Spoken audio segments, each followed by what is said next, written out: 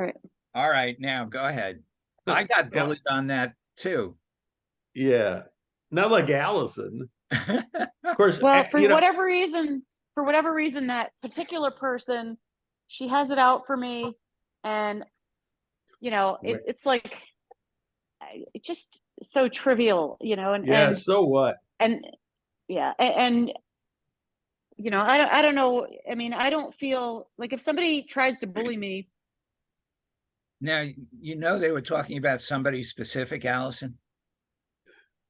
But I don't know who they were talking about. Right. Somebody had to text me. Oh, but besides that, no, this was different. Right. This was besides that, yeah. Yeah. I mean, she just, for whatever reason, has it out for me. So what happens is this: if you say something that is bullshit, I might say, you're completely wrong, and this is why you're wrong. And people now, the other thing is, tone doesn't come across in Facebook or anything, and I think people take it that I'm being aggressive when I'm just I'm being contrary to maybe what they believe.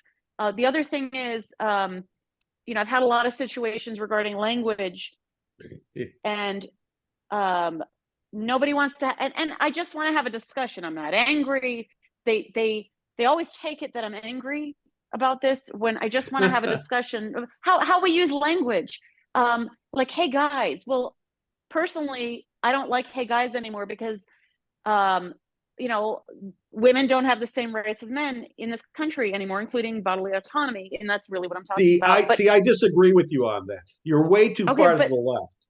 But that's not the conversation we're having right this second. My point is this: just to have a conversation about these things, and it's not personal. The biggest one, there was Bernie. You remember the meme when he had his mittens on at the inauguration? Yeah. So, and that's still right. going around. Yeah, but somebody showed Bernie in a kiln. Okay, now I did not at all think that the person who showed it was anti-Semitic. Okay, but I said, hey, you know what? You can't put a Jew in a kiln. It's just not cool. That's right. But there were several people who were outraged at this. If somebody tells me, if there's let's say there's some sort of nationality, and I use language that is derogatory towards their nationality, and let's say I don't know, let's say I'm ignorant, and they tell me you can't say this because it's offensive, then I have to say, I didn't know, and can you explain it more? You listen and you learn from it. You don't get that. They're defending themselves. Right. Exactly. Rather than just being open. There's no politeness anymore. Over defending. Right. And the thing is, hi, there's Bonnie. other like I have a it's called a rivet gun, and I can't call it that. I just feel very uncomfortable, so I call it a rivet tool, because every day there's another mass shooting, and I just and I'm not telling other people to speak that way at all. It's just how I feel more comfortable speaking. And even on my list to bring to shows, I have a rivet tool. Yeah, so, I guess I got to be careful of my stapler. Okay, I didn't read this word for word, but I think that you could have kept out your Nazi reference. I only listen. It's called Goodwin's Law. When you bring it up, you lose. Yeah. If you want to know how egregious that was, I can send you pictures of reality in Germany and those countries, what it actually looked like. So I don't use that reference because it almost disrespects the Holocaust and all that, and the actual killing of human beings, because it was amazingly, I mean, to stand around and watch that, even, you're part of it. I know. I saw all those films of the bulldozers bulldozing the bodies into the mass graves, and so yeah. That's Baba Yar, and that's in the Ukraine. Yeah. But anyway, I think what happens is people rather than saying, is this what you mean? People make assumptions. They also seem to take the least generous path Yeah. Listen, during the whole Me Too movement, I got in trouble. I mean, I'm all for women's rights, but I got in trouble with certain things that I said.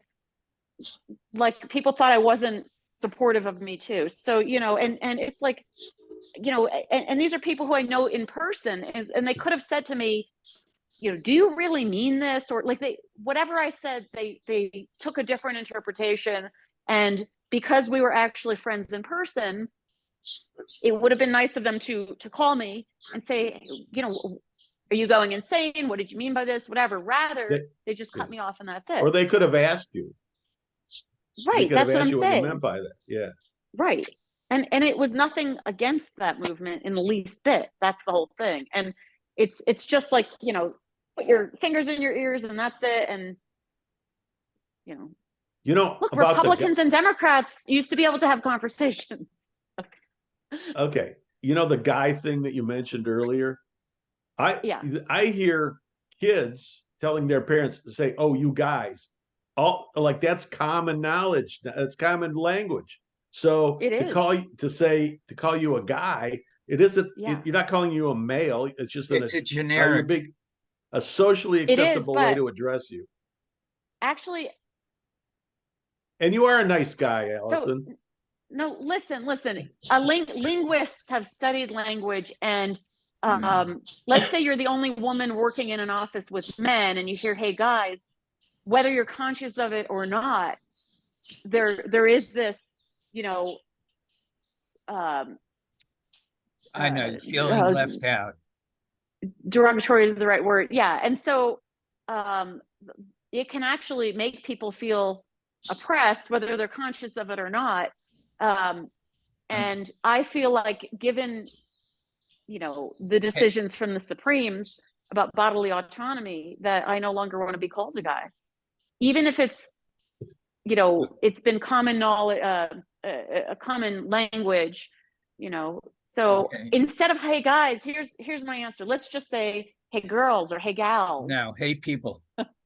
Hey, something? I never use that. I don't like the term, but I wouldn't rail against it. But I never say "Hey guys." Come on, to your parents or to to anybody. "Hey guys." Well, that's weird saying it to your parents. It's putting everybody else on your level when you say that. Really? Well, yeah. The last time I used it, I was with a group of women. Yeah. I mean, right. Well, that's all right. I'm just saying it's time for a change then, because women's rights have been taken away. So anyway, let's talk about art shows. I don't see. I disagree with you. Okay, wait. You can't get away with that anymore. Annette's beautiful booth. Hey, y'all. In person. There you go. Art, how was Tulsa? Tulsa was good and bad. Oh. It was, I had a not bad show sales wise, and got to hang out with John and Pat were there, and Eric Mort and Dana Eccles and John Kennington. We were all, pretty much together right across from each other. But the show's being run by a new group that has no clues about doing art shows. Oh, I've heard so that. What else is new? And the really sad thing is, the real sad thing is, the lady that's been in the visual artist chair and has been running the art show for the last 32 years, just, she got ignored. She's been ignored so much that she's leaving. Ignored by who? The new management. So it's the last time I did this show was right after they changed locations, and it was just a fantastic show. And now they've gone back to the carnival atmosphere that it was before they moved, and I don't really want to go back. I'm sorry to hear that. Another one bites the dust. I wish I could play that right now. And unfortunately, some of the stupid things they did were safety issues. It's central Oklahoma in May. It's not a matter of is it going to storm, it's a matter of how bad is the storm going to be. You know, Yeah. they did not make arrangements with a tent rental company that had adequate weights, so you couldn't get additional weights for your tent. You couldn't, they did away with the text messaging system to notify artists of weather. They sent people around. You know, there were just some things like that that were really stupid moves and dangerous. Mm-hmm. And Will they you tell them about this? They knew about it. They knew about all this beforehand and decided not to do anything about it. They made the conscious decision. They didn't think they needed the text messaging system, so they did away with it. Of the shows I do, Tulsa was probably the first show I did to use the text messaging system, you know, to alert artists. I Are always you thought going- that was the most brilliant thing that a show could do. Yes. Are you going back? Fort Worth did that, and they would notify everyone of the weather each day, whether it was good or not. Yeah, in And the morning. just an efficient way to communicate. You know, I don't know if I'll go back. I really don't. See, How How that's what about the happens. people that you hung out with? What did they think? Oh, the same thing. And they had music, loud music. No, thank you. Yeah.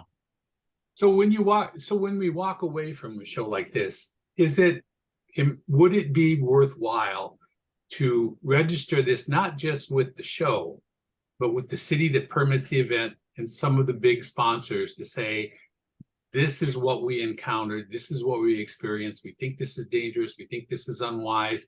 So at least we have a chance of making a difference going down the road, that maybe those people will lose their positions and somebody more responsible will come back in.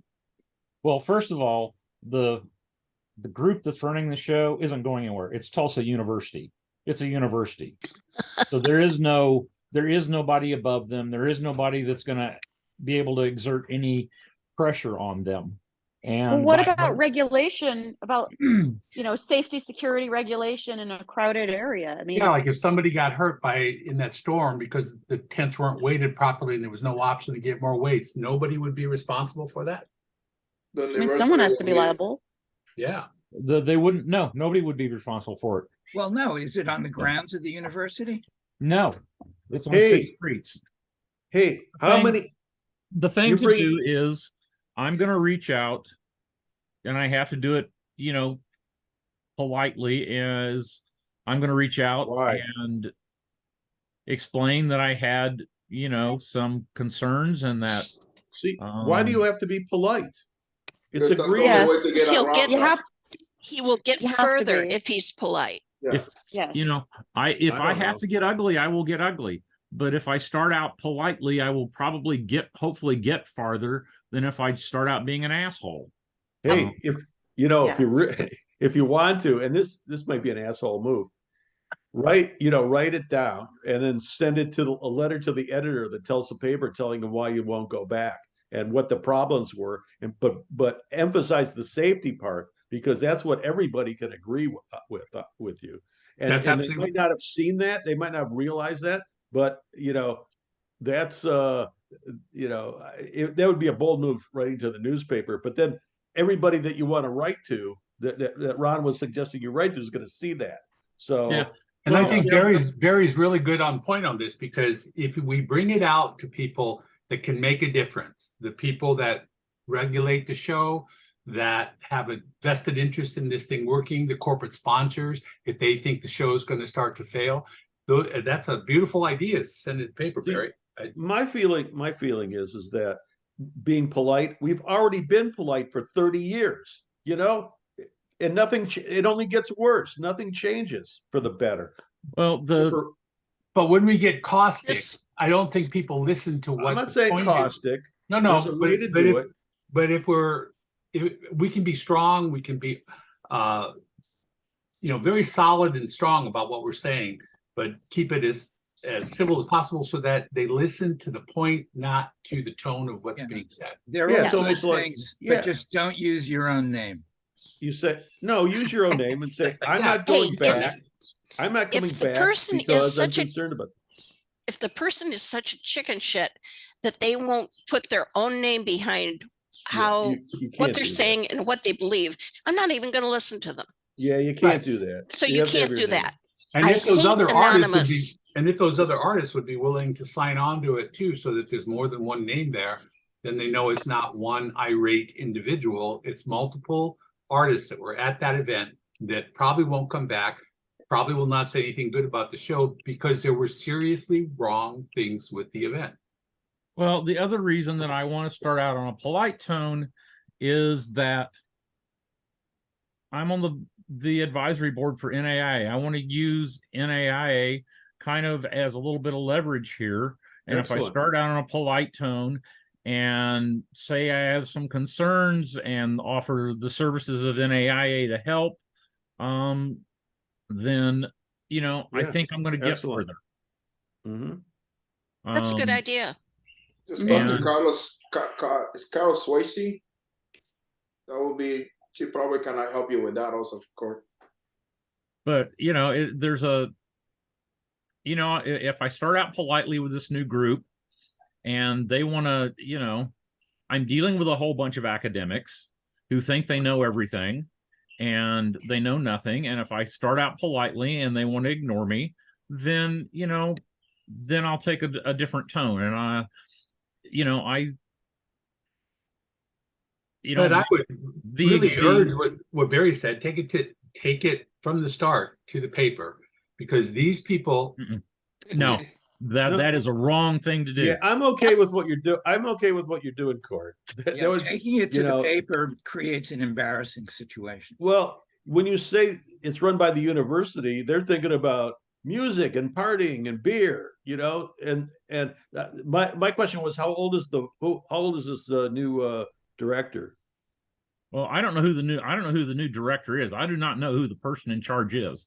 I will find out, and I will get a list of names, and I will send them all. And I may actually do it in writing. I may actually send them a letter. I'm betting they're like 30. The director's 32 years old and thinks of this event as let's party, because it seems from what your description is, that's the direction they went in. Yeah, and I don't know what they want, what they're trying to do, or anything else with this event.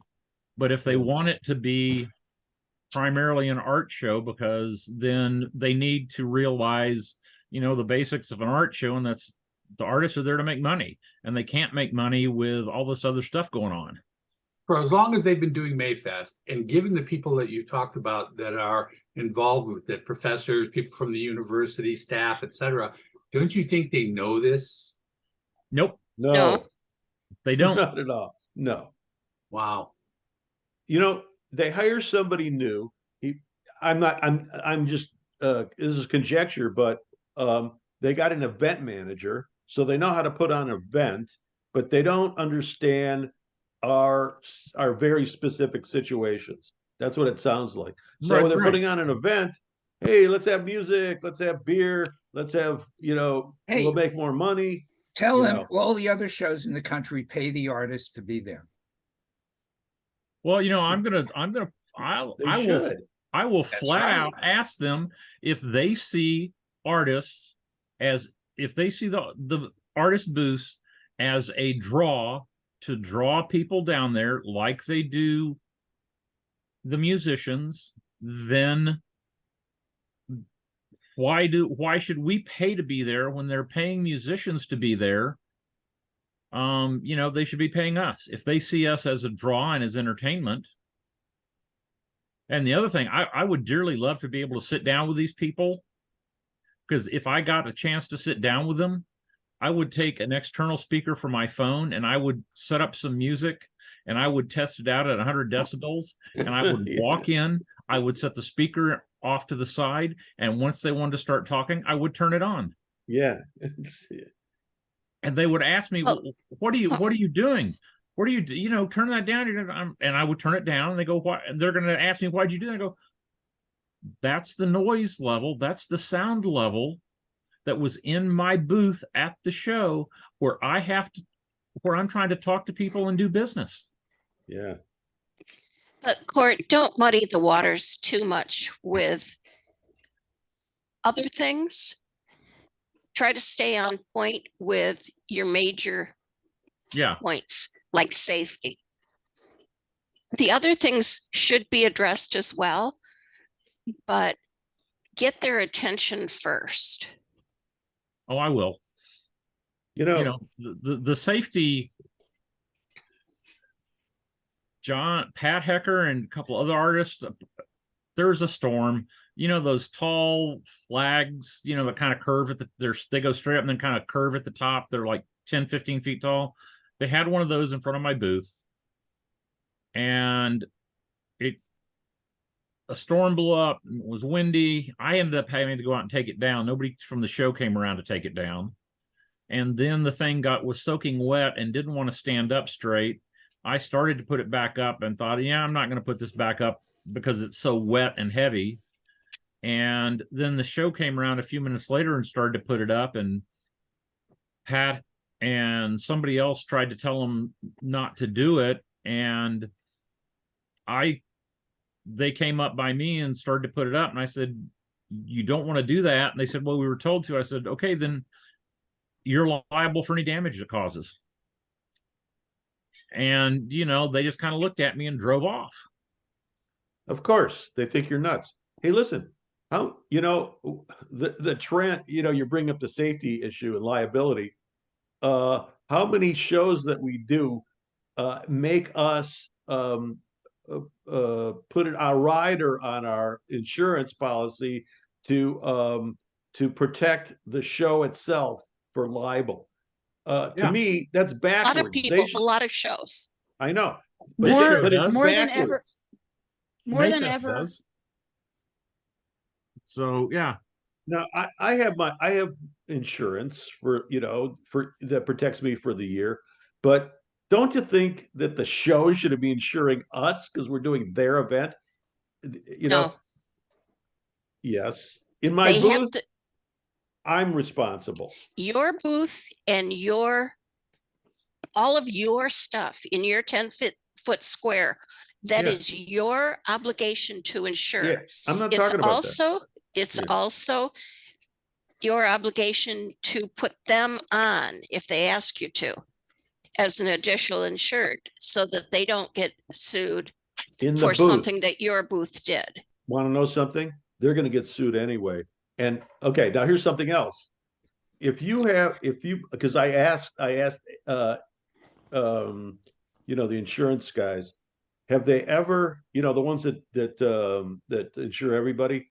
I asked if anybody ever filed a claim for liability at any art fair, and they said no, they've never had one. Now I realize we have to have the insurance, and you protect yourself, but you know, at least they should tell people the per show, you know, the $49 to insure the show. That's nothing. Wait, There's never going to be a what do you- claim. What What they should $49? say is- What do you mean? What With $49? ACT insurance, that ACT insurance, you can buy insurance for that weekend. See, That see, covers I everything. have insurance that covers me. It's $800 a year. Yeah. You know, Yeah. that I trust. ACT, $49 for a show. Yeah, no. I don't That's what trust I'm that they saying. have my best interest. My thing is they shouldn't be selling that. Also, Bonnie, because as it's- you know, a business, shouldn't we all have, you know, business We I all agree. should have I agree. insurance. Yes, that's right. I agree with And that my too. concern has always been if my booth would cause someone else harm. Right. You know, like it flew at Charlotte one year. Luckily, my weight was 6 inches from an artist's head, but it didn't hit them. You know, Yeah. and we were doing everything right. We had 4 people holding it down. You know, it was ridiculous. So has anybody had their booth hit by somebody else's booth? Many Yes. times. Did they have insurance to cover it? I don't know. Did well, they pay you the for first time, damage? yeah, the first time I was in shock, so Yeah. I didn't approach the person. The second time I didn't do anything, but this last time, which was 2 weeks ago, some pieces fell off my booth, and I charged them wholesale. I And they made them paid you? pay. Good. You know. Well, when I'm setting up for a show, the first thing I find out is the mediums of my neighbors, and Yeah. like this past Saturday, my neighbor at, at the local artist market is a ceramic artist, and so it just I always have that extra awareness with breakables, but Yeah. sometimes things happen. I mean, the wind blows and all that, but yes, it's definitely harder in your medium because if my work falls on the ground, then it might Do get we- bent, but it's not going to break. Do we really think that most of the artists that are in a show with us have business insurance? That's a That's good right. question. I have Depends no on idea.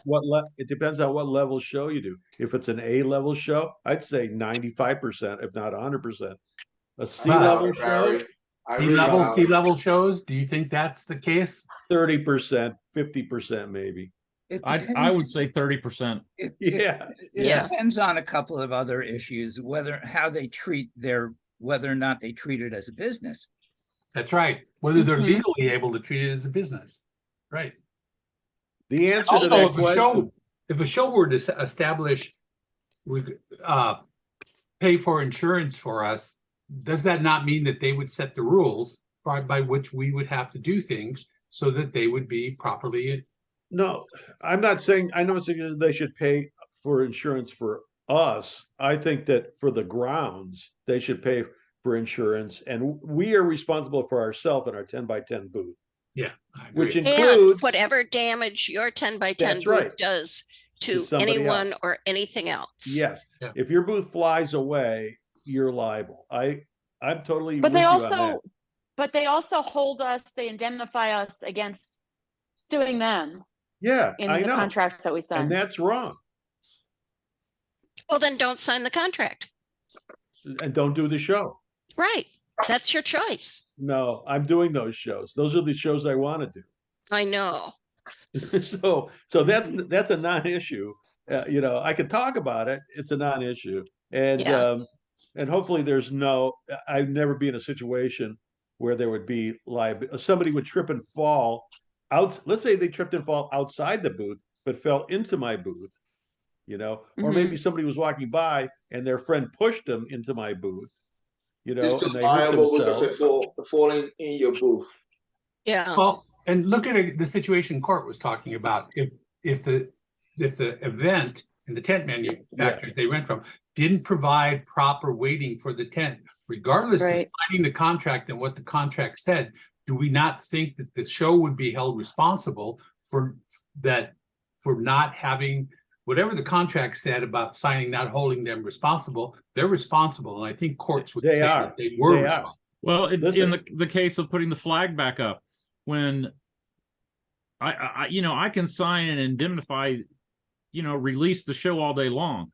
But if artists come out and tell the people not to put a flag back up, they put it up anyway and it does damage, that my signature that I'm not going to sue the show is Means not going to nothing. hold water. I'm going to sue them anyway because they were told.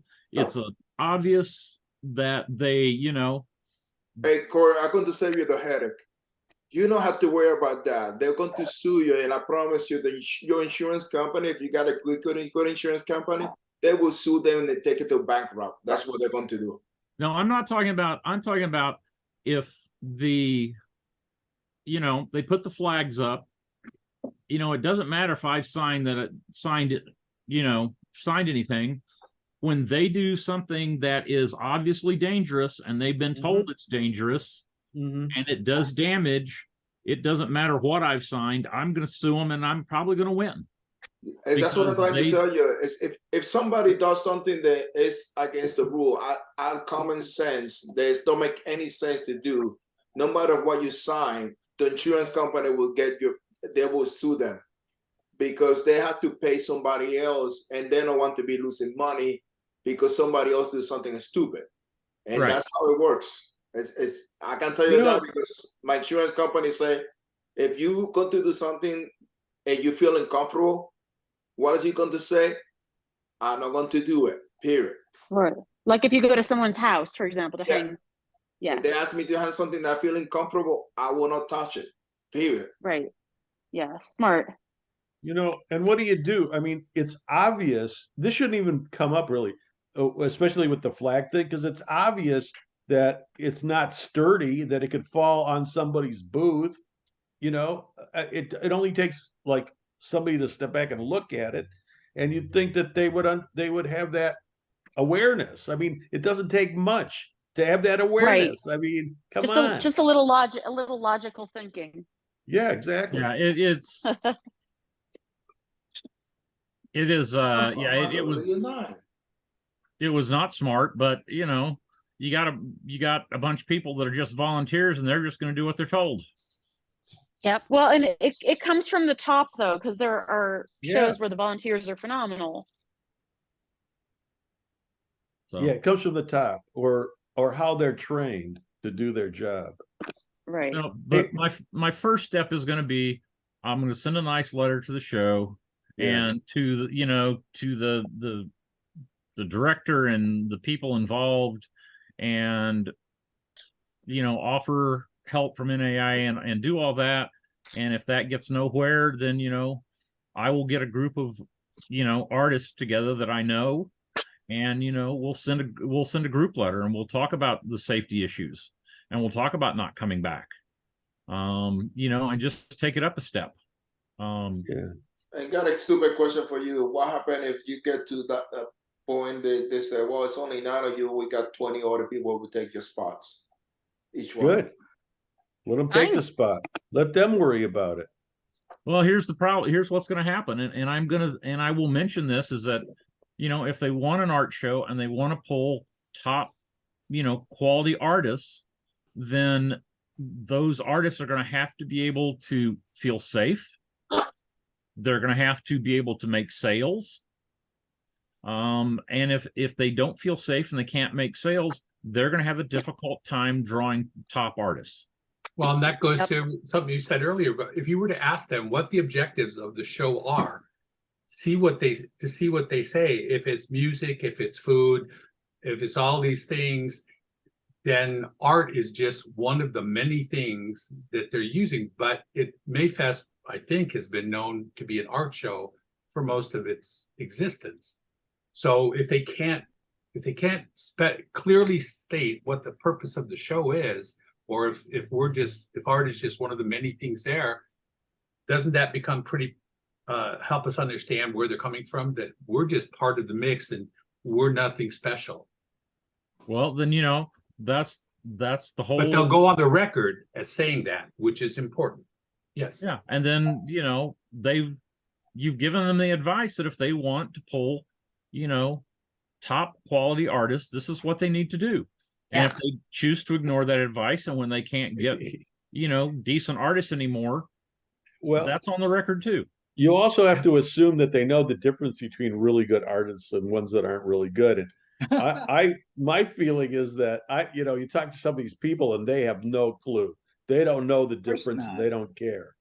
Well, And they're running the event. they will know when they see the number of applications go from, you know, 500 to 300. Maybe. Yeah, but it won't stop them from picking a show. Well, they had a bunch of local artists, and the show was laid out kind of weird.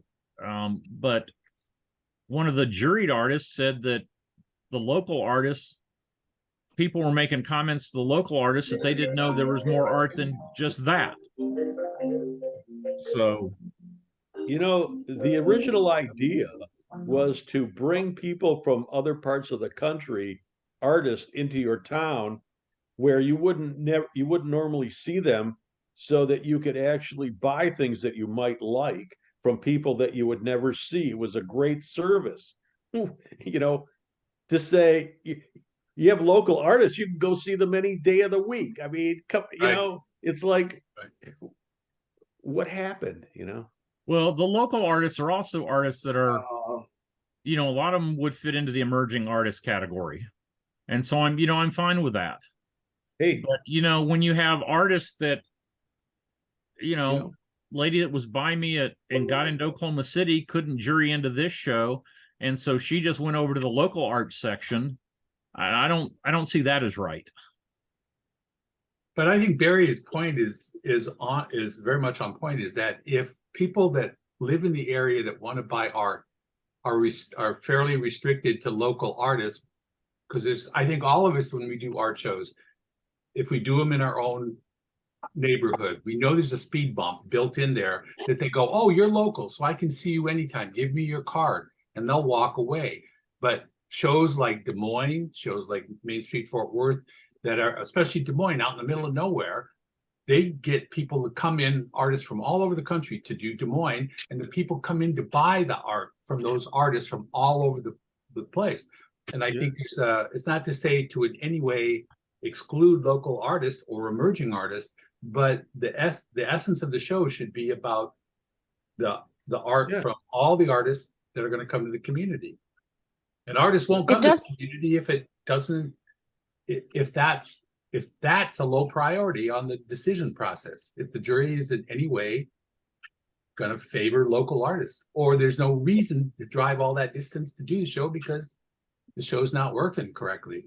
So it's got to work. It does seem like a lot of shows have the issue that local artists who don't get in, like there's this contention between the artists that come into town versus the local artists. But if you want a nationally known art fair, you have to have national artists. So it's this plus you're talking about one weekend. Hey, let them have their show 51 weeks out of the year like they do in Naples, and then let us have our one show, you know? Yeah. Where they can see people that they would never see who are really good, because you're not going to schlep all that way somewhere if you're not going to sell. So, but I would say, but you know, if you went down and look at the local artists, most of them, I mean, most of them aren't in local galleries. A few might be, but the majority of them have no place to be seen. Okay, they're like, again, newer artists. Well, but have your local show a week before or a week after. Yeah, or do it some other time of the year and make it specific that this is about local artists, local. Well, what they've done is they've actually combined two shows into one. There was a local show that was held the same weekend and nearby, and that local show basically got put out of business because the area that they were using got developed, and there's no place to do it anymore. So when they moved locations, they kind of combined the two shows into one, and that's why they have the large local artist area. What came first, the chicken or the egg? I don't know. Well, why not do it as an add-on? Look at the shows. I mean, Madison Art on the Square, I think they have an art show that's an add-on. I'm pretty sure Louisville and Ann Arbor, all those shows didn't all pop up at the same time. They were add-ons. So why not start a special show added on to Mayfest that's right next to them? Walk right across the street and you're in that one. And it's all in essence, local that's artists. the way. In essence, that's the way this is set up. That's the way they were. You know, it's not a separate show, but they were on one block, and the majority of the artists were the juried artists were a block over, and they put up flags that said local artists, and they put up flags that said juried artists. Oh, okay. So as far as being separated like that, yeah, that was already done. It wouldn't, adding it on wouldn't change anything. So I just think that they need to understand what it takes to draw national artists and well, in this case, regional artists, what it takes to draw regional artists. I mean, John and Pat Hecker, because some other things happened, they didn't end up doing two shows, but they wound up doing this show, and they were kind of in a quandary when they left, is that, you know, they weren't fans of the music. They didn't like the way the whole the weather issues were dealt with, but they had they had good sales, you know, and it, you know, like all artists, you usually have a dollar figure that above that number, this is definitely a show I have to consider coming back to. Yeah, Well, they hit that number that's and a went over problem. it. So That's a problem. yeah. But they had planned on doing another show the weekend before and had to cancel because of some stuff going on. So they drove to Tulsa from Indiana. That means it's a 15-hour drive just to do this one show. And they're, they had enough sales to consider doing that again. So, Yeah. it can be a good show for some people. I didn't get a chance to talk to Eric before he left, or John Kennington's local, but I know he had a really good show. I don't know how Dana did. So anyway, we'll just sit down, write a nice letter, and see what happens, and let it play out from there. I have a question about something, and I want to know what people feel, how they feel about this. Getting emails like maybe every other day, it might be once a week. It just feels like it's every day for a show to apply to a show that's 9 months away from now. Getting emails every day, every other day, or it's got to be more than once a week. To apply to it or to visit the show? No, to apply to. 9 months away. What show? I'm not saying. Why? Why would it I'm already in matter? trouble with this show. I'm not going to say anything. Oh. Okay, just wanna know- question, Barry. When the application is due for the show? I don't know. It's Okay, 9 so- months Well, that away. would- Probably 5 Yeah, or but- 6 months from now. No, because if it's a good show, the application's open like at Fort Myers. Let me put it to you. Fort Myers opened 2 days ago, and I'm getting emails from them. The application is done by, let's do by middle of June, if I'm not mistaken, maybe July. They have to make sure that they I'm going to look do that all up. their diligence, send it to the people. I don't have a problem with that. Now if Well, you that's what tell I'm me- asking. No, it's Yeah, I don't totally care. fine. I don't care. I just ignore the email if I'm not Yeah, interested. it's an email. Yeah. But I The get ones so I many don't like- spam emails. I hate it. The ones I don't like, and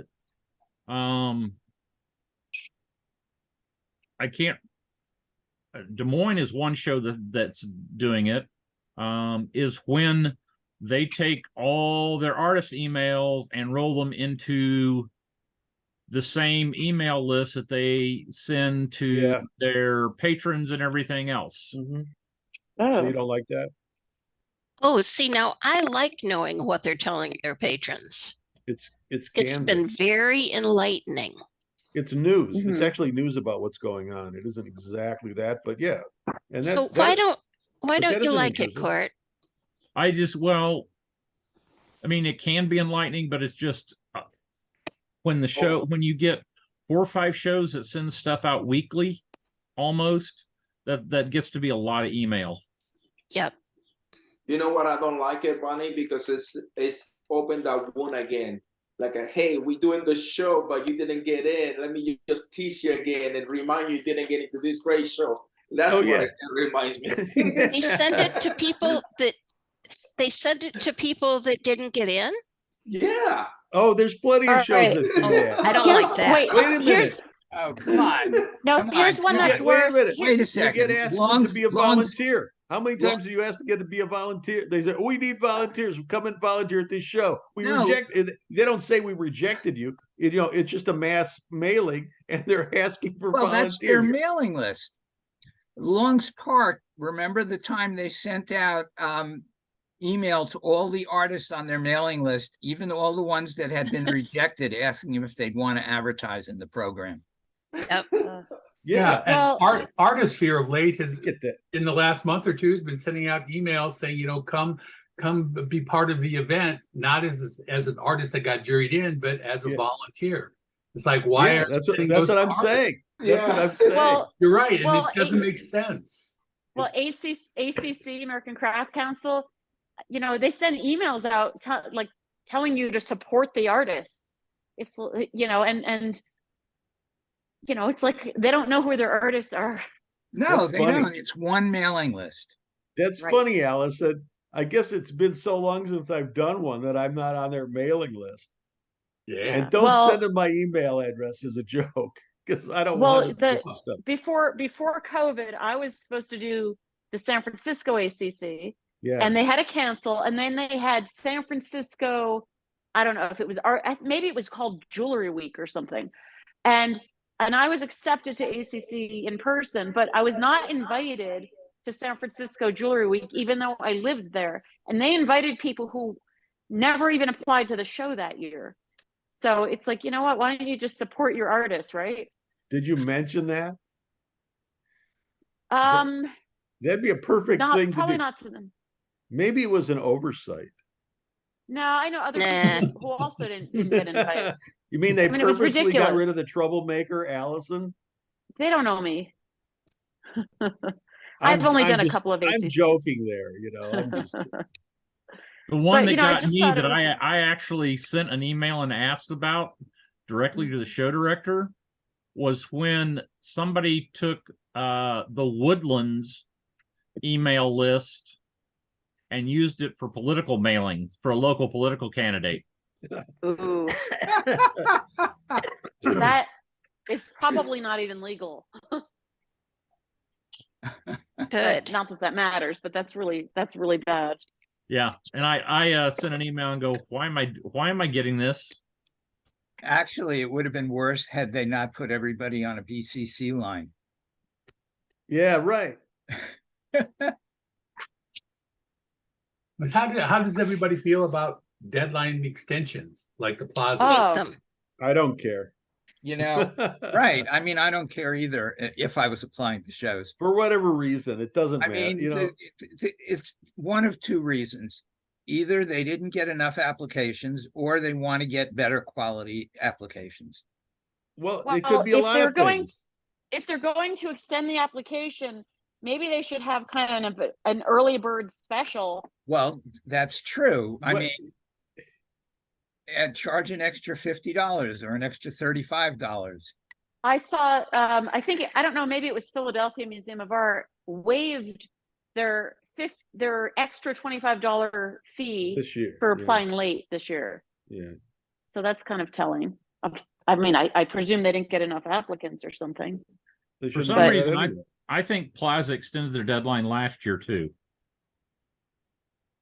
You know, Well, it messes with everybody's schedule because I think it was Madison did that, and then they didn't get the information out on time, and you had to accept and pay for Krasl before you heard from Madison, and just a mess. Oh yeah, there's all that too. That's true. The concept of saying they didn't have enough qualified applicants suggests to me that they've already looked at who's applied. A lot of people are already going to get juried out right off the bat before a jury ever looks at what they have. And right. I mean, that's the thing. If Ron, if you and I apply early and they extend their deadline and we both get rejected. Yeah. Right. Exactly. Yeah. Might we have gotten in if it was just held? Because to me, what they're saying with that particular rationale is if we don't get enough qualified applicants, well, I don't think they've ever not had enough qualified applicants to do the show. Yeah, but they may be waiting for their favorites to apply. Well, and that's such bias in the show that I don't know, at some point that would come out and they would listen for it. All I can say is that I had missed the Kansas City the Plaza deadline. And I was going, oh, well, so I didn't get in. And then they extended it. So then I got to apply. Yeah. Right. But why don't you, but why not just put it in your calendar a month ahead of time? Gary? What? A month? If organizing, right. I mean, if let's say Plaza is due on October 30th, put September 15th, apply to Plaza. Okay. Or just apply as soon as you get the notice, and then you don't have to worry about it. Which is exactly what I do. Working on new pictures. No. Well, that's part of it. But besides that, let's see. How do I get out of this? Don't think you are. Surrender. Give up. It's okay. No, I just sort of look at it's about positive reinforcement and negative reinforcement. I've gotten rejected from that show for so long that I barely remember when I got accepted. So it isn't, you know, like there isn't a reward there like all the other shows, like St. Louis or Cherry Creek or any of those. You know, there's some reward there that I've gotten in. So, you know, it's just I just push it to the back of my mind and I'll go, oh, I'll apply tomorrow. And then, but I didn't notice it till it was 2 weeks afterwards. And I, you know, and I accept it. Holy I didn't apply. shit. I'm okay. Mhm. And then they extended it. So now I threw my money away even later, you know? Well, another thing that I've heard over the years, and you guys, I'd love to hear your thoughts on it, is that artists say that you have a better success rate if you apply early than if you apply at the end of the. I've heard that. It And depends I don't on think how that's the true. jurors I don't see think the it's image. true either. Wait, It there was a depends. recent video. Here's what Somebody it who just depends on. juried. I- Somebody who just juried St. Louis said in that show it really did make a difference applying But early.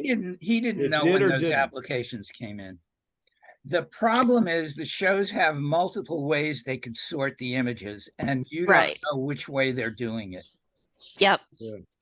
Well, So Plaza just actually because you says- applied early does not mean that you will be early in the viewing on Zap. You know, They- One plus- has nothing to do with the other. Plus, most people apply in the last few days. So if you applied 2 weeks before, you could probably be in the middle of the, or maybe towards the front. early. You know, That's early. Well, when the That's right. when the application comes out, I start the application even if I haven't picked the pictures. So it's already like when I go to my Zap, there's a Zap started already as soon as the show opens. Well, way I it's don't forget. a reminder to finish it, and some shows sort the application by the date you started it. Okay. Right. Hey, Now- hey, Allison, this is Here- rhetorical. So don't take this like, you know, take this. That's tongue all right. in I cheek. won't take it personally. Okay. No. Do opposites attract? It's just it's a rhetorical question. Now let's go on. Okay. You know, I noticed Plaza and I noticed somebody else stated if you read under the jury section, Plaza I believe they stated how they arrange the entries for jurying. And how Okay. was that? Do you remember? I believe they said random because I think that's what caught my mind, Great. caught my eye. Mhm. That'll Now help then, me. if they do them in order, it's the order of the number, your application number. Now, And so- there's also a Zap ID number that you were assigned when you signed up with Zap, and they could use that as the order.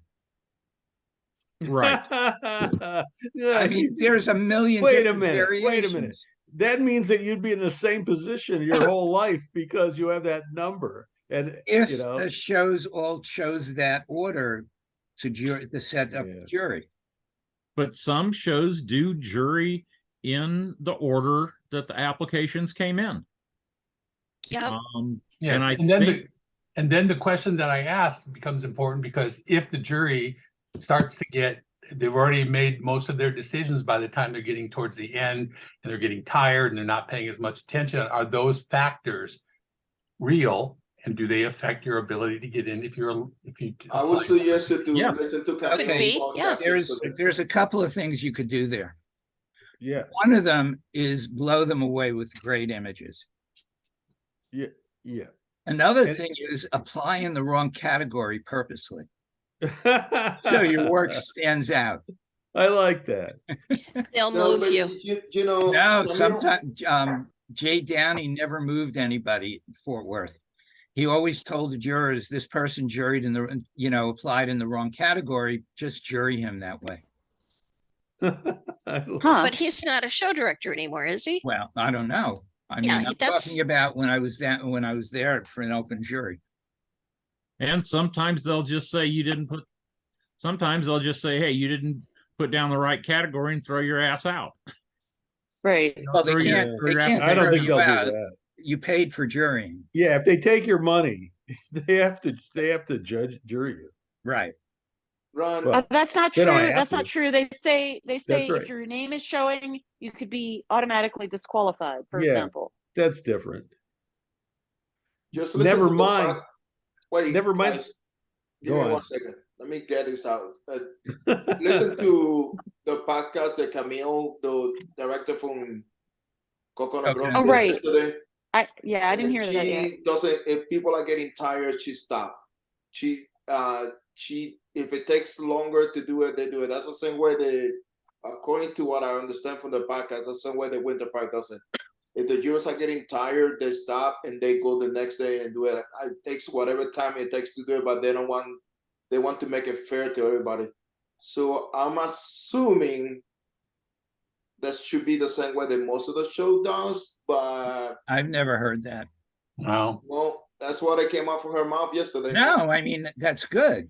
That's Yeah, what I've she never- does. I've Yeah, never but- heard of Oscar- any other shows doing that. But The Oscar, problem that is, the only problem is if you holds- have, That only holds true, Oscar, if they're doing the jury Video. as a group. Yeah. If Right, they're not projection. doing the jury as a group and individuals are doing the jury, you have no idea when they're doing it, how long they're doing it, or anything else. Right, and what do we think the percentages now, of just ballpark figure guesses, of how many of the shows on Zap are juried by people, as Court's saying, at home, rather than It's in any always kind been of the same. There's We know about that. 30 to 35 shows that use projectors. The rest use monitors. Okay. But do they do it as a group, or do they do them giving? At home. Projector. Three Rivers is the only show here in Pittsburgh, is the only show I know of that uses monitors but has the jurors all in one room. So everybody No, else. there is are at home. other shows. excuse me, Yeah. but if the jurors are all in one room, they can't take 5 days. They've flown in jurors, right? They're paying for hotels, all that, and they usually Well, have a set, Yeah, Three Rivers, Sort of- they always use And local. it should be that way. right? But Well- that also depends on how much money they're paying them also in the budget for that. There's a lot Well- of other factors. I just do I a little- doubt jurors are getting paid much of anything, but it's like a stipend. Oh, Well, I love free this. booth space that somebody can complain about. Doesn't everybody remember that when they were charging application fees, they were calling it jury fees to pay for the jurors, and now it's morphed into it's called Application. administration fees, which is a nebulous term for, hey, we'll just take your money and pay for something. Howard Allen said he'd never charge a jury fee, but he charges an application fee. Yeah. Yeah. Well, and besides, just simple math. If you had 700 applications at $35 a piece, you're making about $24,000. Is that too much money to have people fly in and do it as a group, even if it takes 4 or 5 days? No, that made sense to me. That was fair. Because is the jury fee supposed to be used for anything besides the process of jurying the artist into the show? Well, and then Bonnie, you can probably answer this. Zap ain't cheap to use. So, It part of is that cheap. jury fee that you're submitting is going to Zap. Yeah, we know that. Basically, Zap is cheap to use. It is cheap. I think we pay. I agree. We are a small show, and it's like $6.95 per application. Maybe it's $8.95 now, but it's under $10 for each application. It's worth it. The labor that you save doing slides and putting Oh, them yeah. in and buying From still- slide mounts and all that stuff and If filling out the if you're paper looking at $8 application. or $9 an application, It's nothing. Does it drop with more Worth applications? it. We're paying for a service. It's worth it. I don't know. Because So I thought you they had said it drop under less out of the show. 600. If you got under 600 applications, it was a lower fee. Well, we're under 600. Right, so. They have but- different. They have different levels of Right, shows. right. And it's not how good the show is, but the number of applications. Yeah, You're- I you're probably paying remember the when, least. when Carla first signed up with Zap, she sent me her contract to look at. That was a long time ago. Carla Fox. but the thing is, you have to take if you take the Zap fees right off the top of every application. Oh, Then and the you credit card fees. and the credit card fees, Mhm. you know, you're probably looking at let's call it, just round it up to $10 you know, an application. So, you know, if a show is, you know, charging $40, you know, the show's only getting 30. Now Well, that's and then still a fair It's they have amount. to worth feed, it. they have to feed the jurors, you know, I We're mean, paying there's, for a service. It's worth it. I don't care if they Right. starve them to death. And they can It's be worth creative. it for us. no, you don't want a Exactly. starving juror. I And you know, can- I know. I Why, wasn't it's serious. starving artists are bad enough. Yeah. Yeah. And you can do things like make the hotel a sponsor of your show. You can make the food provider that provides those meals for the artists. You can make them a host or sponsor of the show. You can do lots of things to work around that. And that's still a lot of money. And the purpose is to jury as best as you can the artist into the show, because that is the essence of your show, is the artist. Am I wrong? Is that wrong?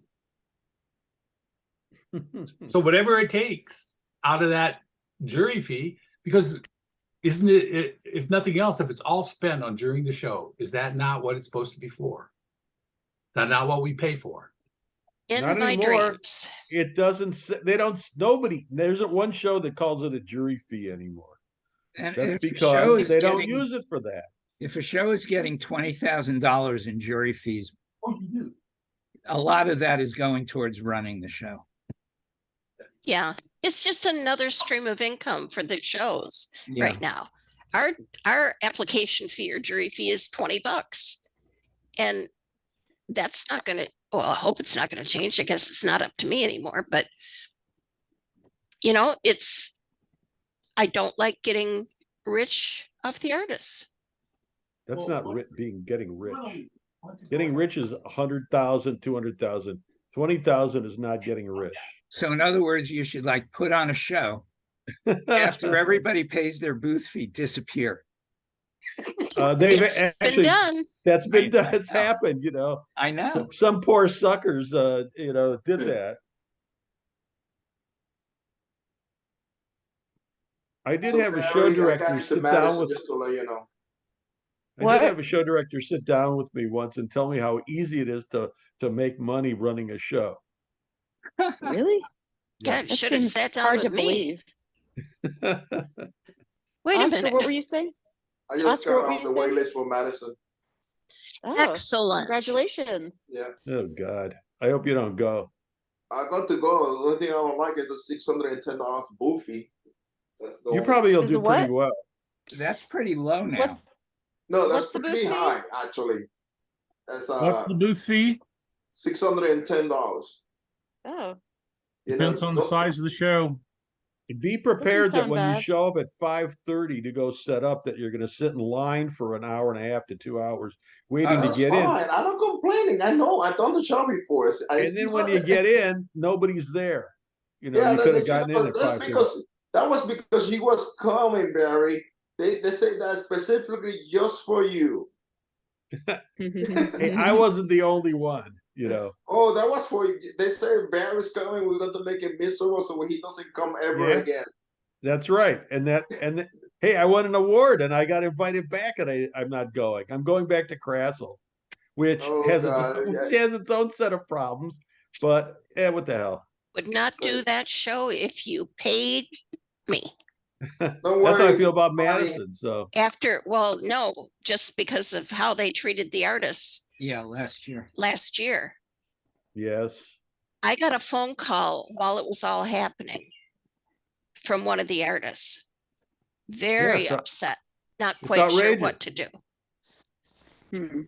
Yeah, know, it was, It's almost laughable because you have St. Joseph, Michigan, taking the higher, taking the higher ground when you have Benton Harbor across the river and St. Joseph, which is a no diversity, lily white community, and you have Benton Harbor, which is their ghetto, and they're talking about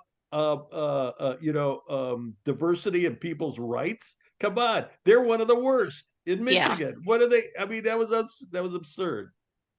And the thing that upsets me the most, and Bonnie, it's all about how they treat the artists, is, the show director had multiple opportunities Yeah. to stop this from ever escalating and getting as far as it did. He sat on a bench and right across from the booth that it was happening in and did nothing. And then she escalated it afterwards. Just, it is inexcusable in my mind. I Yeah. know her personally because we juried a show together. Are we Uh-huh. best friends? No. Did you Do say I ever something? want to see her face again?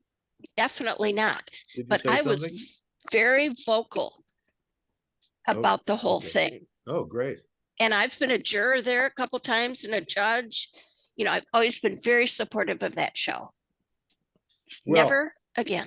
when Sarah ran it, like the artists were gushing, you know, they have this meeting, they have this like meeting every morning, or at least on the last morning, and all the artists were gushing about how much they appreciated Sarah Schomburger. Yep. And I don't know why. Well, I think that they just got rid of her because of the attitude, you know. Well, because the new director didn't like the fact that Sarah was getting all the praise and she thought it should go towards her. That's my takeaway of it. Yeah. Hey, the only reason I'm doing it is because it's a few days before Ann Arbor, and it spreads out my expenses. But you know, I think it's 2 weeks before Ann Arbor, Barry. No, it's not. It's The 2 weekend weeks. before. No, just take a Yes. look. Take a look. It used to be, but I don't know what it is.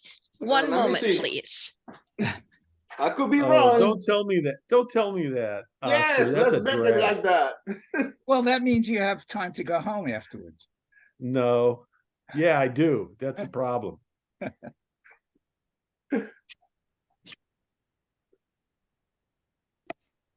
Is the I have show a very still- happy Mr. Gray in my lap because I'm No, wait a minute. If back it's in the 2 weeks, studio. Is St. Joe's still grandfather? No, That was the only thing I didn't like about it when Sarah was running it. oh, she stopped it. So it's Bonnie, still you look like 80. you're looking it up. Okay. Ann Arbor is the 20th through the 22nd. Yeah. And Krazel? One moment, please. I think it's the 8 and the 9. I think you're right. I think I looked that up yesterday. Damn. Yep. Oh no. Yes, Barry, baby. Barry really hates it when Oscar's right. I'm Good job, Oscar. I'm chalking that up to my own senility. Well, That's it terrible. used to be. That's It used terrible. to be that way. I know. No, actually, wouldn't it float? State College was always the weekend before Ann Arbor. Yeah, It I did still that is. once. It 4 still days. is. Right. Still is. Yeah, and It is. That's sometimes a- the other shows were on the State College weekend. Sometimes they were the weekend before if there were 5 weekends in July. Because Well, I it just messed me remembered right that up. I could never do Madison because it was always just days before Ann Arbor. And that was too much for me. The Yeah. last 2 years, July have 5 weekends. When it's 5 weekends, it's when the Madison State College and Crossville are not the same weekend. right. Yeah, this is Right. and I just paid my fee, so I can't like say I'm not going to Crassel. Hey, Yeah, keep going. I want to live in the past. The best week I ever had was the week I did Madison and then Ann Arbor. Couldn't have the inventory. See, as a photographer, you have an advantage. No, they were all I couldn't. they were all painted frames my wife painted that were on the photographs. Hey, but you didn't have to do them, Well, she did. right? See, Bonnie, That's Bonnie, right. this is my problem this year. I have I'll be on the road for 6 weeks. There's 5 shows with a weekend in between. And I've been trying, and for me to go home, if I drove home, it would take 2 days there and back. So it doesn't make sense to drive home because I'll be in the same region. And then I have to go from Portland to St. Louis. That's the big one. But Yeah, that's the one Um, that concerns me for you. Thank you. Well, I'm trying to convince this other artist to drive with me instead of flying, because she's flying out for a couple of shows and we're going to drive like from Bend to Portland together. But it's, I've been working on, stock now, and I guess, if I sell out of a design, then people won't know. I mean, it's so hard to know how much to have, but it's not like I can amp up any more than, you know what I mean? It just all takes so long. So that's my, dilemma. Have a Well, book. I'm real gonna say simple. it this way. Hey, Allison, it's What was real that, simple. Larry? Wait, have a book of 8x10 pictures of all your, and then you can show people when you run out Oh, of a man. design and they can order. Right. Just Well, Her things Well, aren't yeah, so really I can like take- that. I go can take Will orders. Anderson approach. What? Just call Sarah in Go- St. Louis and say, a deserving person on the wait list that even though they're in 2D, you want to give your spot in St. Louis to me, and then you don't have to worry about the drive. That's real easy. There you go. Allison, just do what Wait a Will minute. does. Hey, if a 3D Oscar, person's wait. giving up their space, they're giving it to me. Oscar, what were you saying? Just go with Will's philosophy. He makes X amount of paintings because that's what he can do in any year. After he sells that amount of paintings, if he sells all his paintings in the first 3 shows, he's done for the year. Oh, wow. That's So interesting. Who's just that? go with Will Armstrong. That's really interesting. Well, I mean, here's the thing. I end up taking orders at shows because people like X design, but they want different stones. So if I take orders, fine. They'll just have to wait a long time, but that's okay. I mean, from California, I used to have to be gone a long time. Although I didn't have this many shows in a row, I'd teach in between. And so, I mean, I can't imagine selling out, and it's just that you can't control which pieces you're going to sell. So, my sort of more saleable pieces, But you can I'll have control how more many of. shows you apply to and how many shows you accept. Except that, so I apply to more shows than I will get into, and normally, I don't get into all of them. Really? But you don't have to accept them. True. But you know how hard it is to not accept when it's a show that you really wanted to do? I know. Yeah. I know. It never worked for me. I would rather kill myself trying to do it all. Do you know what The I other- took that? Wait, let me explain this so you guys Yeah. get my point of view. When the fiasco what happened with me, I applied to as many shows as I can because there's no guarantee that you're going to get into the show. Second of all, there's no guarantee you're going to make good sales in every single show. That's right. That's right. And at the end of the year, Ugh. no matter what, and I'm going to throw numbers, right? I need to make $50,000 to cover all my bills. Let's say that's what I need. Mhm. So me make $50,000. I mean, I need to have $100,000 in sale. My average show is $5,000. That means I need to do 20 shows That's right. to break even. And there's no way around that. And every single person needs to know what you need to do. They need to know the average, how much money they make per show. And I'm sorry, but if I need to make that much money, I know how much money it takes to make the shows. I need to do X amount of shows. And honestly, I should not have to explain that to any freaking artist in the art show because everybody's doing the same thing. No, Oscar, actually, how many years did it take you to figure that out? 2 years. No, come on. actually, Oscar, Yeah. most artists are not business savvy, so they don't do a cost analysis. I mean, they could be losing money every week and don't know it. Right. Oh, I'd say that 80% are like that. That's you know, that's maybe I'm telling you, 50%. me, I put you see me after the show, I got an iPad now, so I can enter everything in the iPad myself, so I go. So I got an accounting program, and I can tell you how much money I'm making each show, how much money this past weekend, it started really good, and then went down the hill from there on. And it's nothing to do with the show, it's just, that's what happened, Well, Where you have were a you? balance sheet. You have Within your house square? expenses and you have your what you gross.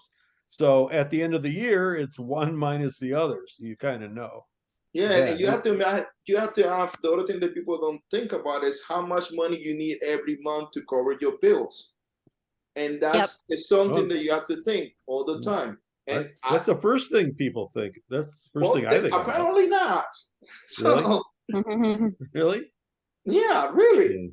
So Of course, and by the way, you shouldn't take that personal. Of course, in this business, we have to, like, you know, the first part of the year for me anyway is throwing money out, booth fees, right? Thousands of dollars worth of booth fees. Yeah. And you don't know how it's going to come back.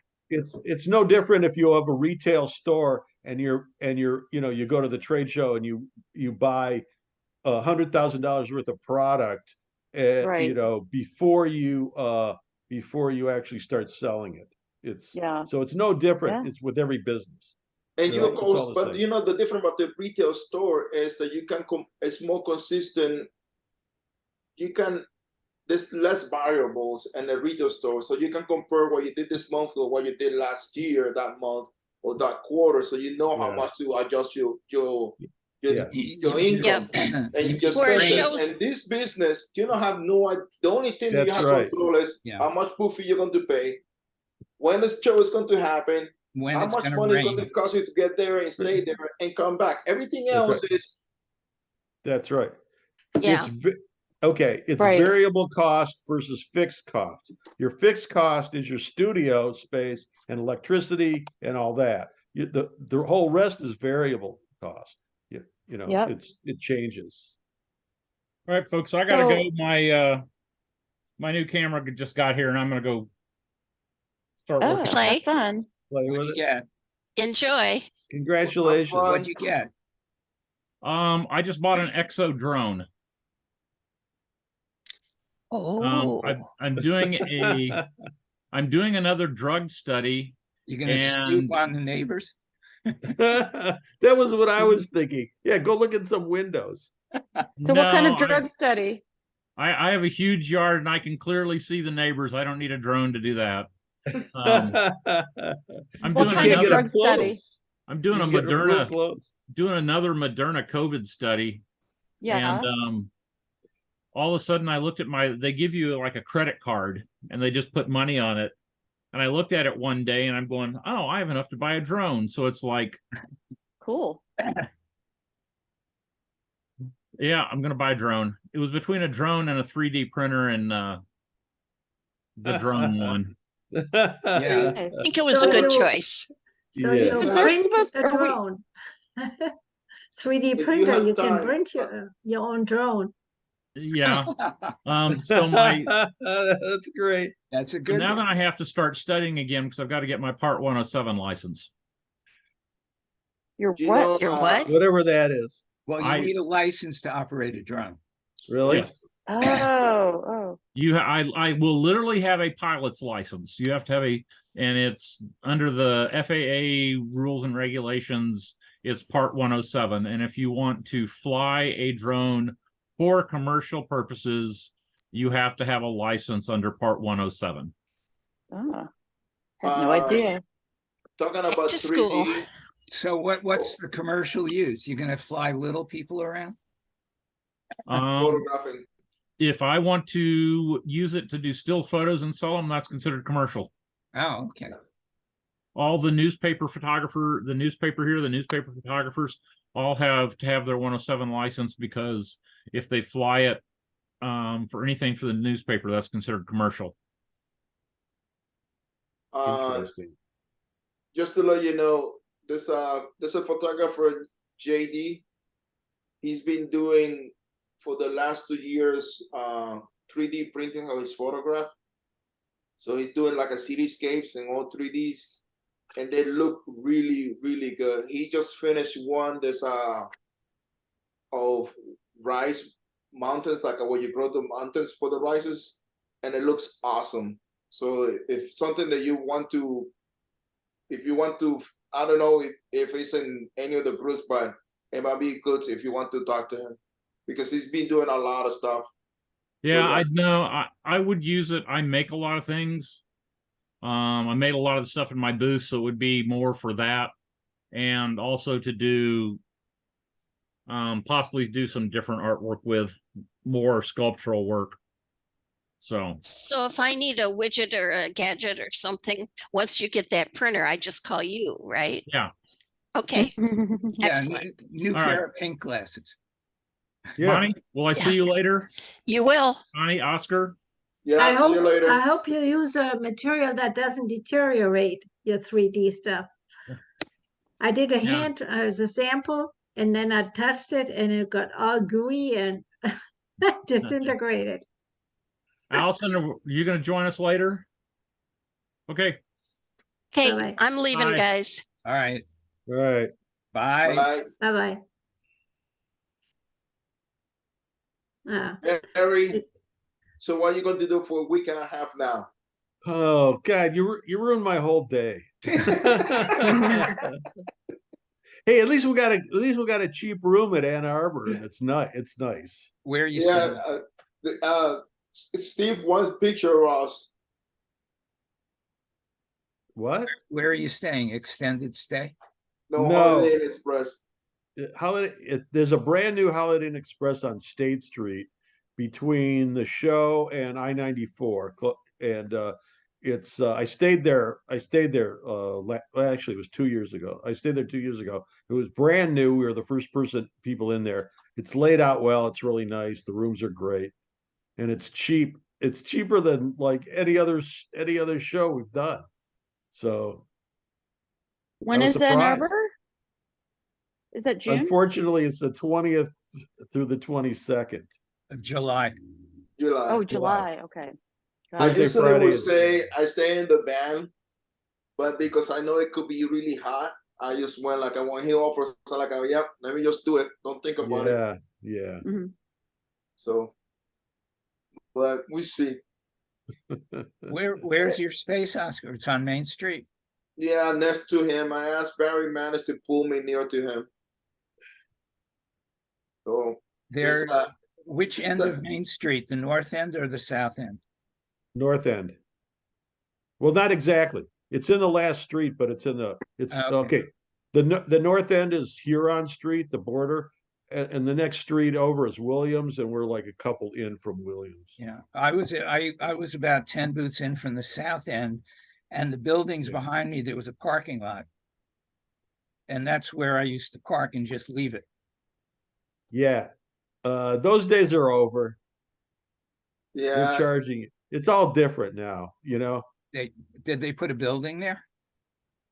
I don't know, but if it's still a parking lot, they've redone it and everything is digital, so you have to use your credit card, and whatever they charge you, that's what they charge you. Yeah, And so you got to be careful with that. I learned that lesson last year. So they make you pay now. You pay in advance for 5 days. It's a drag. Or you go looking for a parking space, which is an even bigger drag. yeah. the one thing that I learned this weekend in Philadelphia was that because it's Mother's Day weekend, graduation weekend, Taylor Swift was going in concert for 3 nights in a row. The Sixers place on Thursday. They were not letting bands park overnight in any lot. So I found a guy that let me park overnight one night, and then I went early to another lot with no attendance, and I paid for the rest of the nights in there. But they was not letting. They didn't want any car staying more than 4 hours in any space.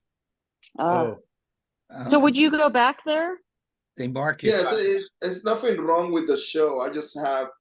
I have a lot of good conversation. I have a good feeling of the show, and so I will go give it another shot. It's the first time I do the May show. The October show has always been good for me, so I would try it again and see what happens. So are you going back in October then? Yeah. Uh-huh. it's a really good show, and the people that come to it are knowledgeable. And they're friendly. But also, it's Philadelphia. It's so difficult to do. The streets are really narrow. There's no parking. I mean, just things. It's noisy because there's no. If you stop for a red light, the people behind you are beating Honking their you. horns at you for you to go. It's noisy. But other than that, Yeah, Mhm. and you have to get used to the pee smell from the dogs. Everybody has dogs, and you have to Yeah. be willing to pick up dog poop, even because Ew. sometimes the dogs poop next to you. Yeah, Are you sure it's from dogs? yeah, it was from dogs. Well, It was I've from had dogs. that experience once that I don't want to repeat. So, Yeah, you know, it happened to my neighbor.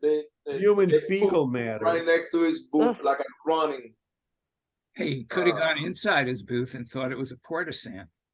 Yeah, Yeah, well, that's Yeah, that could true. have been worse. I had to put sand Mhm. over the poop because it was that bad. We pick it up, but then you have to. And it was funny. He was gagging. I feel sorry for Yeah. him. Yeah. So, but it Well, was that's a real, so they have no, I mean, you would think there are laws against, letting your There dog probably crap all are. over the city. Yeah. Well, there are, Getting caught but is if another thing. nobody's watching, then yeah. I like the area, and I just need to go there and try to see the city more when I get there next time Yeah. because It's I love, Center from City. I yeah. love the art museum there. If you know, it's Center City, which means it's the oldest part of the town. Yeah.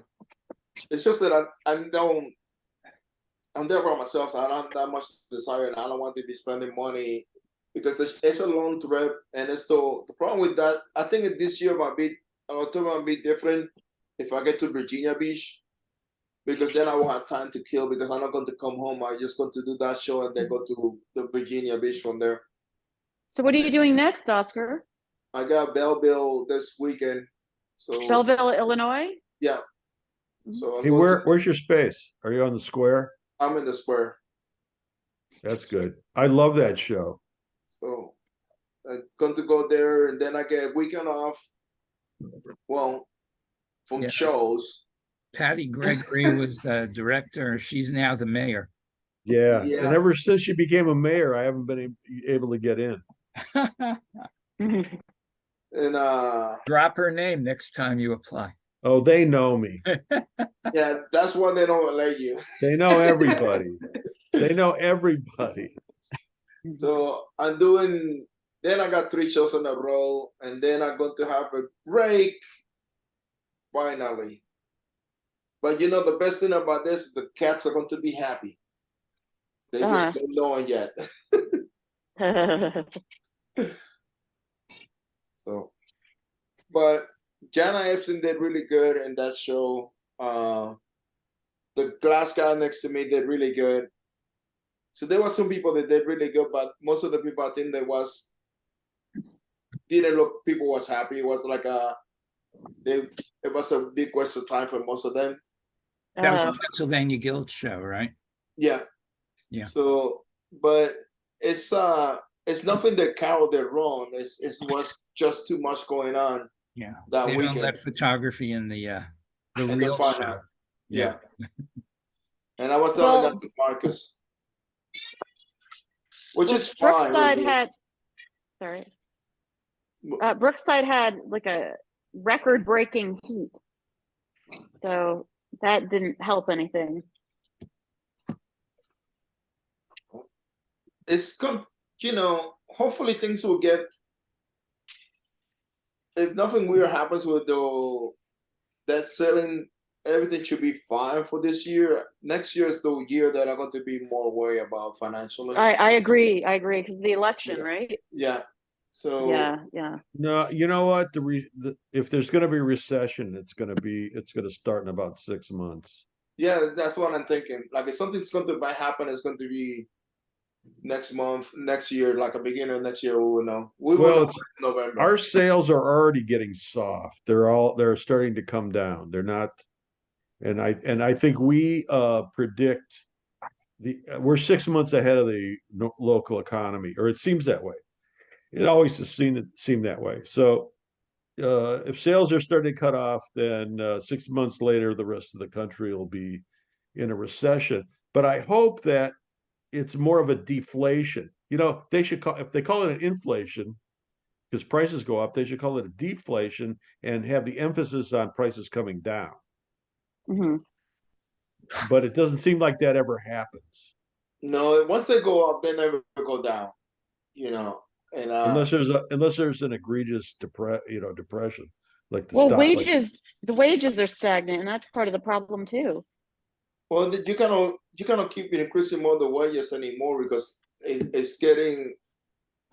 But you can't. Yes, you have to increase wages because if you adjust for inflation, minimum wage should be about $25 an hour. At least. Yeah, and Social Security should start at 20,000. Right? Yeah.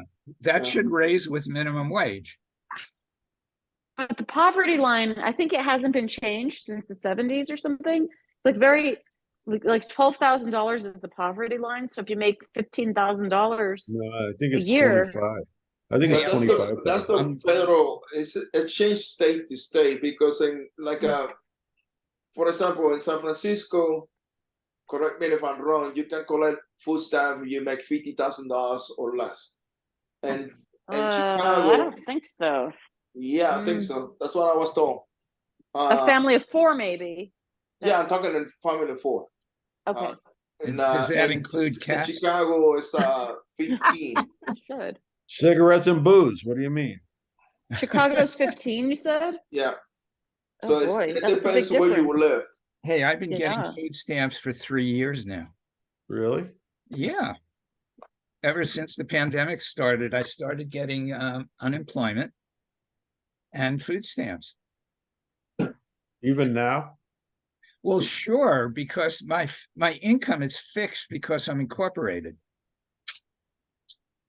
So I only declare a certain amount of income out of the corporation. The rest of it goes to my business, which is me. Hopefully you won't get audited anytime soon. In It Michigan, they won't went after matter. people. It won't You know what? matter. In Michigan, they went after people that they gave unemployment to.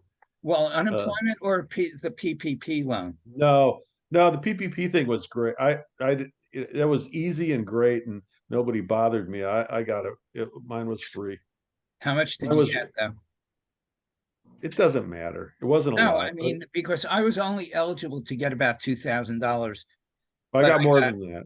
but I got 10 times that in my unemployment.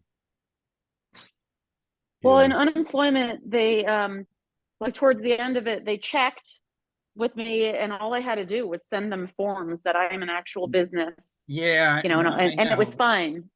But they So- also did away with the stimulus part of it.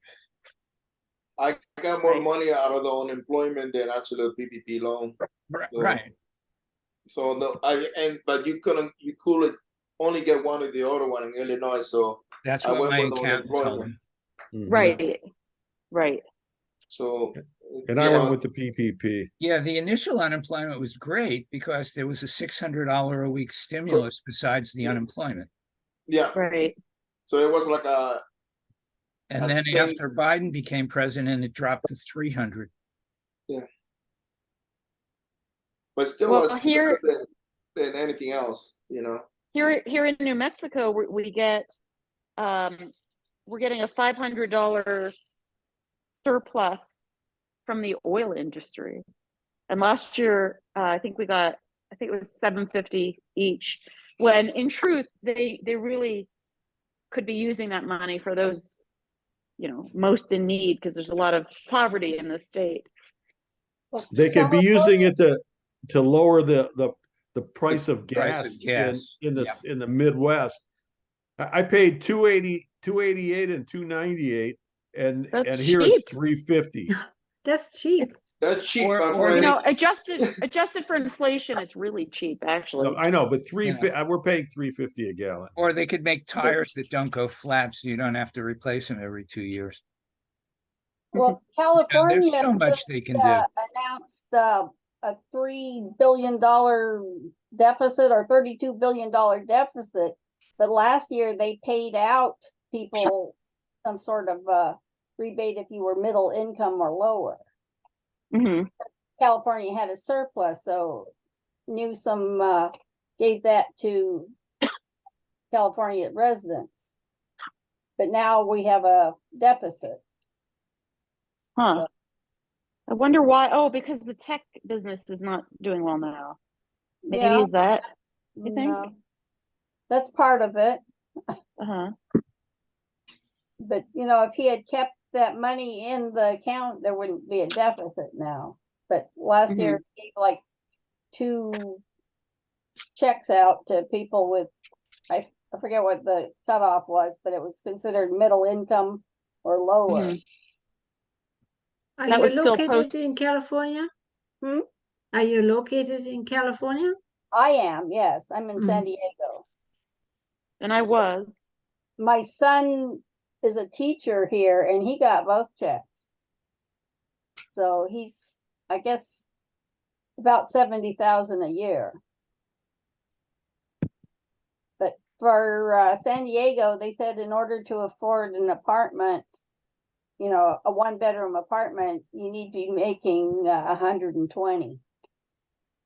You know, in some places it's cheaper to own than to rent, but in order to own, you have to have, you know, money to put down and all of that. And they're here in Santa Fe, there's this company called HomeWise, and they're actually trying to help people buy homes with low interest rates and you know, educating people on the whole process. But you know, it's really this kind of cycle that is hard to get out of. I mean, you know, in California,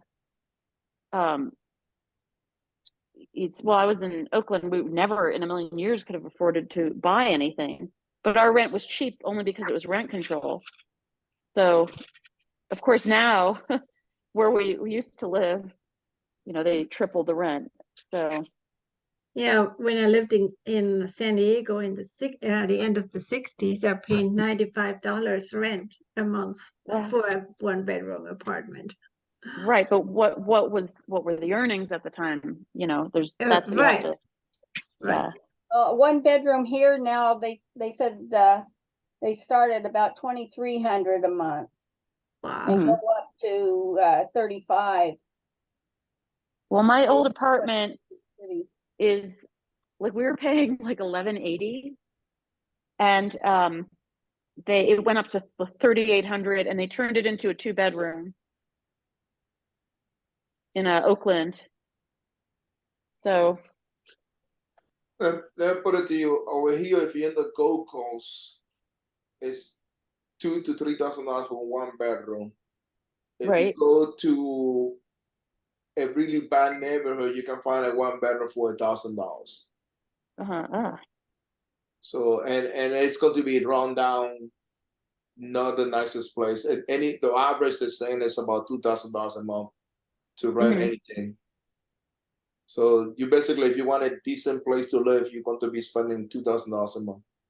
Right. Well, also here they rent your parking space separately. So if you want parking, you have to add that on. Yeah, that's all temporary I want to hear. That's another $300, $400 extra if you live in downtown.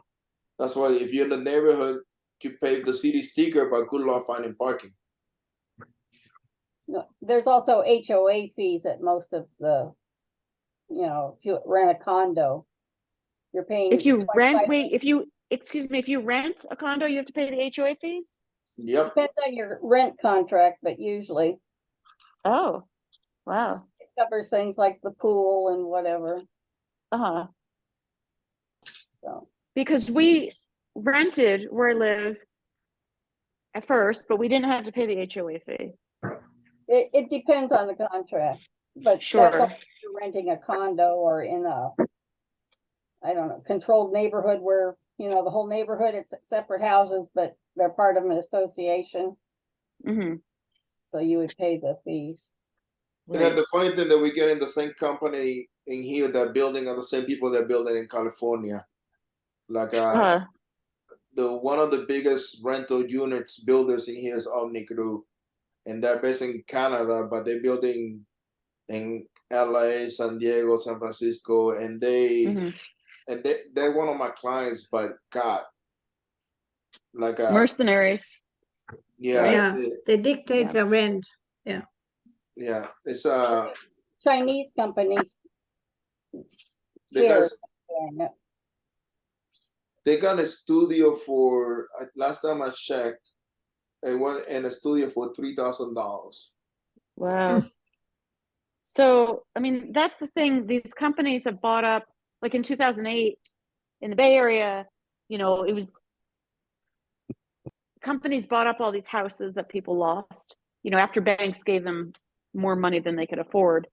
And, you know, and then they rent the houses out, and it's easier for a large company because they have the leverage to buy 1,000 houses, but it's really better for society to get 1,000 individual families into houses because it stabilizes their living situation. And you know, it's just all kind of screwed up in our society today.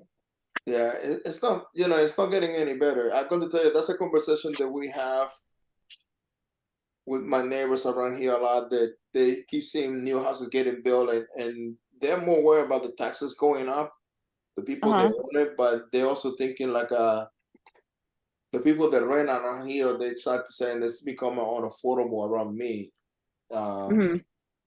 And they are right, you know, because, you know, if you have to pay $2,000 in rent and you only making $3,000-4,000 a month, that you don't have that much left. Right. And how are you going to save to buy a place? Yeah, and not only that, the other thing that people don't think about it is like some places you're forced to have a car. That's another expense, and it's getting ridiculous in my opinion. But you know, that's a conversation for me and my alderman coming up. So Yeah. Well, Here go ahead. Sorry. Oh, here they told us they want us to take public transportation, but the only way to get to the trolley, which is also a bus hub, is to drive there because there's no local bus to take you there. And then they put up housing on the parking lot next to the trolley. Oh, sure. Yeah. So it's like, well, that's nice. that's a problem that we have I'm by the University of Chicago, and they only have 3 buses that go to the north side, to the loop, to serve the whole southeast section of by the Science Industry Museum and everything else. And it's not enough. Yes, that's not enough. And they run like 30 minutes apart from each other, maybe 2 buses at a time. And most people, and I would say most people down here shouldn't have a car, you know, but they're being forced to have a car. It's 3 miles to the bus stop that would take you to the trolley from my house. That is a long walk. Yeah. That is either that or it's a couple of transfers. Oh. Which makes it really. At least it doesn't snow there. Yeah, it doesn't snow. That's why we have the largest homeless population in the country. Well, where I live, some investors from California who've never been here bought the block because the assholes wanted to get out of it. And one in particular didn't give a shit about anybody and sold it to them. And sooner or later, I'd say between 2 months and 2 years, actually they gave him 40 months. Between 2 months and 3 years, I'm gonna be homeless and studioless. Why? Because I can't afford anything to leave. So they bought your property? Yes. Oh. Well, no, I didn't own it. I rented. Renting. Okay. I had an idyllic situation for 35 years. 40 years. Do you have any good friends that? Apparently not. Well, I have brothers that could do something, but no, let's put it this way: they're the last people they're the last people I would ask, because it's not going to happen. Right, but I mean, good friends that would give you a place to work. Actually, I do have somebody, but I don't, I don't know. I, he thought it was okay. I don't think his wife thinks it's okay. I don't know that. I just think that. Who knows? Well, you have some time at hand to keep your ears open. Yeah, great. Yeah. Yes, he'd be saying The that prices to me are for the 2 prices are years now. ridiculous. Yeah. There's always Guatemala.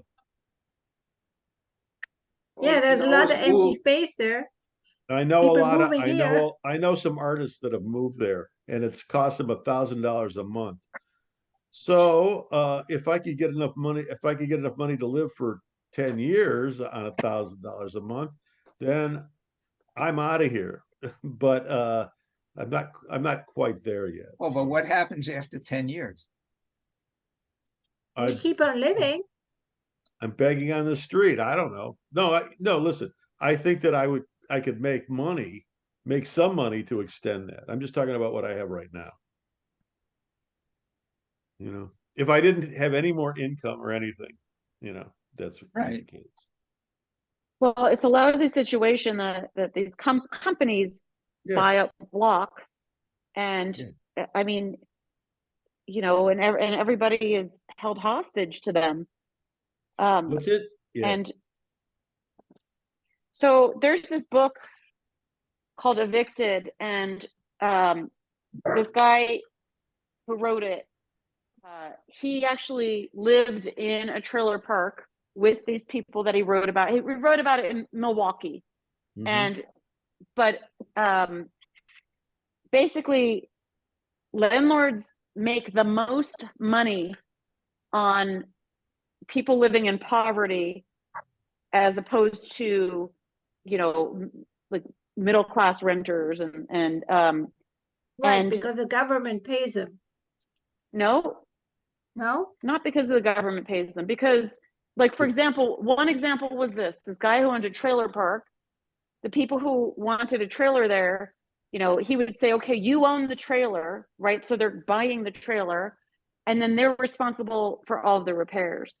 And so, they end up living in squalor because they can't afford to fix anything. Or this other landlord who she bought up all the property, like in the worst part of town, and but doesn't keep things up, regarding running water, basic sorts of things. And people are afraid to complain because if they complain, saying, oh, there's no running water, then the building could be condemned and then they'd have no place to live. So, but the difference between living in these places and a place that's a little better is only a few $100s, but these people can't afford that. And it's this whole cycle that this guy wrote about, and it traps people in this situation, because if you want to get an apartment, you need usually first, last, and security, and so you have to save up money to have that in the first place. So anyway, it's a really it's expensive being poor, basically.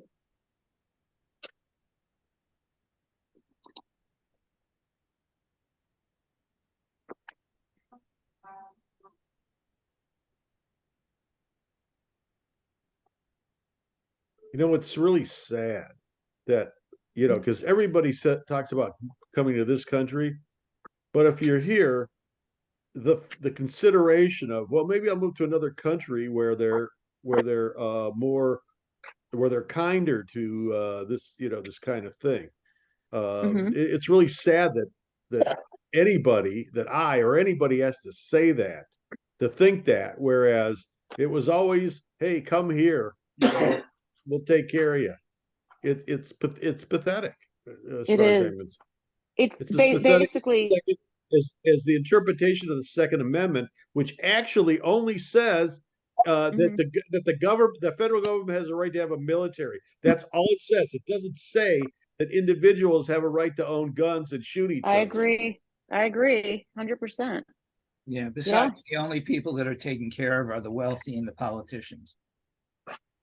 That's Yeah. because they have lobbyists and they vote all of these measures in that serve themselves. So, and all the politicians, they're not rich by their salaries. You know, I mean, in Congress, I think Congress and the Senate are like the wealthiest. Well, they're richer than I am. Well, they're richer than most of us, and make it's not connections. from their income though. It's not from their $100,000 salary. That's what I'm saying. They're called the Millionaires Club. Except that's now the Billionaires Club. Well, now, Yeah. Yeah, a little lawyer from somewhere suddenly has estate and plus on Martha's Vineyard or anywhere else, and that certainly doesn't happen in 4 years' salary. So Right. connections, Right. connections. Well, Family- and insider or family trading. money. Yeah. Or They're allowed. Pardon? family money. Yeah, but there's also a lot of insider trading. It's like it's legal for them. Yeah. It's legal not for actually them. legal. They have to jump through hoops to get there. You know, it's $200 if they get caught. That's the fine. not Martha Stewart. No, she wasn't a congressman though. No, they put her on the cover of Sports Illustrated. That's right. I didn't see that yet.